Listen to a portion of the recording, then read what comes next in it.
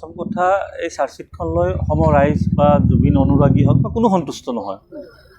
যাৰ বাবে কি হ'ল, যিহেতু ইয়াতে ন্যায়িক যুদ্ধটো আৰম্ভহে হৈছে, এতিয়া আদালতত ইয়াতেতো তদন্ত প্ৰক্ৰিয়া শেষ হৈছে।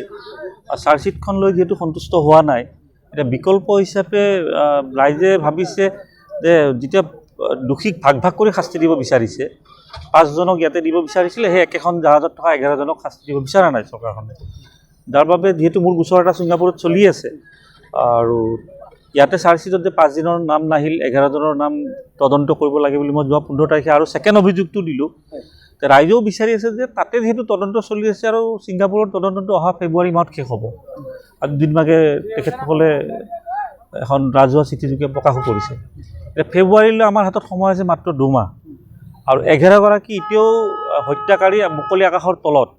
যাৰ বাবে অসমৰ ৰাইজক মই কৈছোঁ যে মোৰ লগতেই আপোনালোকে ৰাইজ দলে বলে ওলাই আহক আৰু গণস্বাক্ষৰ অভিযান আজি প্ৰায় 7,000 হ'ল। গোলাঘাটত আটাইতকৈ হায়েষ্ট হৈছে। গোলাঘাট জিলাৰ পৰা এতিয়ালৈ প্ৰায় 1500ৰ ওপৰত স্বাক্ষৰ হৈছে আৰু মই যোৱাকালিৰ পৰা আৰম্ভ কৰিছোঁ, এতিয়া 7,000 হ'ল। আৰু আমি এই মাহৰ লাষ্টৰ ফালে সেই স্বাক্ষৰসহ এখন আবেদন আমি ছিংগাপুৰ প্ৰশাসন আৰক্ষীলৈ পঠাম যে টুৰিষ্ট এগৰাকী, আমি জুবিন গাৰ্গ কোন হয় আমি ছিংগাপুৰক বুজাব নালাগে, এগৰাকী পৰ্যটকৰ যে হত্যা হৈছিল ছিংগাপুৰত, যে আপোনালোকে বস্তুটো গভীৰভাৱে ল'ব লাগে আৰু সেই হত্যাকাৰীসকল মুকলি আকাশৰ তলত ছিংগাপুৰত ঘূৰিছে। তাৰ বাবে ৰাইজে সঁহাৰি দিছে। আপোনালোকে ফেচবুকৰ পোষ্টত চাবই, বিভিন্ন ধৰণৰ ৰাইজে মানে গণস্বাক্ষৰ অভিযানত আগুৱাই আহিছে। আকৌ কৈছোঁ যে গোলাঘাট জিলাৰ পৰা প্ৰায় 1700 স্বাক্ষৰ একদিনত কৰিছে গোলাঘাট জিলাৰ পৰা। আৰু কিমান সংখ্যকে কৰিলে এইটো মই এই মাহৰ লাষ্টৰ ফালে আপোনালোকক জনাইছোঁ। মই এতিয়া এজনে যিখিনি কৰিব লাগে কৰিলোঁ। এতিয়াতো ৰাইজ দলে বলে ওলাই আহিছে। ছিংগাপুৰত যাই গোচৰ দিব লাগে বুলি কথা নাই, ইয়াৰ পৰা আবেদন পঠাব লাগে, সেই পদক্ষেপটো মই আৰম্ভ কৰিছোঁ। যেতিয়া ফোন নম্বৰ নিজৰ স্বাক্ষৰসহ এখন আবেদন ছিংগাপুৰ আৰক্ষীক তাত যাব, আমি 30 তাৰিখলৈ মই আশা কৰিছোঁ মানে প্ৰায় 1 লাখৰ ওপৰত হ'ব। এইটো কোনো ডিজিটেল নহয়, কাৰণ ডিজিটেলটো প্ৰায় 70 লাখ হোৱাৰ পিছতো আমিতো চাৰ্জশ্বিটখন দেখিলোঁ, একো নহ'ল। আমি যিটো justice for Zubeen Garg 70 lakh 7 million হৈছিলে, কিবা ফলাফল হ'ল নেকি? একো হোৱা নাই। গতিকে মই ডিজিটেল মাধ্যমত নাই, মই আছোঁ কাগজৰ মাধ্যমত। ডিজিটেল মাধ্যমৰ যুদ্ধ শেষ, এতিয়া কাগজৰ যুদ্ধ আৰম্ভ হ'ব। আৰু এই গণস্বাক্ষৰটো অসমৰ ৰাইজৰ এখন দলিল বুলি ক'লেও ভুল নহয়। অহা 30 তাৰিখৰ ভিতৰত আমি ছিংগাপুৰলৈ পঠোৱাৰ ব্যৱস্থা কৰিম। আৰু কিমান সংখ্যকে কৰিছে মই সংখ্যাটো জনাই দিম। ছিংগাপুৰত প্ৰায় 500 অসমীয়া আছিলে আৰু তাত এটা অসম এছ'চিয়েশ্যন বুলি ছিংগাপুৰত আছেই। আৰু এই যি এগৰাকী যি ধুৰন্ধৰ মানে জুবিন গাৰ্গক নি সাগৰৰ মাজত মদ মাংস কৰি সাগৰত ঠেলি দিলে, সেইসকলক সেই এছ'চিয়েশ্যনৰ পৰা বহিষ্কাৰ কৰিছে। এইটো মোৰ কল ৰেকৰ্ডিংটোত পাইছেই, তেওঁৰ মই অনুমতি লৈছোঁ।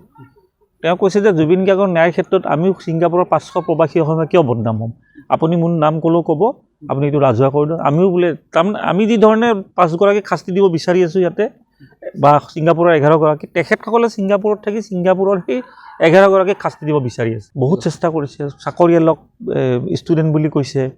তাৰপিছত যিগৰাকী তাৰ মেইন, আজিও মই ছ'চিয়েল মিডিয়াত দেখিছোঁ, জাহাজ পাৰ্টি আয়োজন কৰিছিল কোনোবা তন্ময় নে কোনোবা এটা, যদি শ্যামকানু মহন্তক এইটো কি নৰ্থ ইষ্ট ফেষ্টিভেল আয়োজন কৰাৰ কাৰণে গ্ৰেপ্তাৰ কৰিব পাৰে হত্যাৰ গোচৰত, এই জাহাজখনত য'ত জুবিনৰ মৃত্যু হৈছিলে তেওঁকতো গ্ৰেপ্তাৰ কৰিব লাগে।